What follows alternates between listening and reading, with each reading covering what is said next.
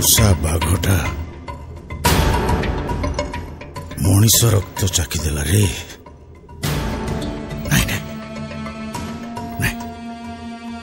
आउ बेसी हाउसा हाउसी कले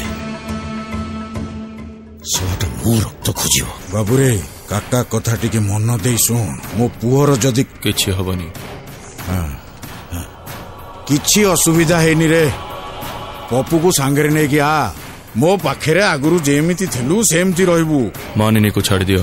सुन अभी मानिनी को छाड़ दियो नहले मो पप्पू को छाड़िबि। टंका केइटा पई तू जानिछि टंका छड़ा तमे और किछि जानानी।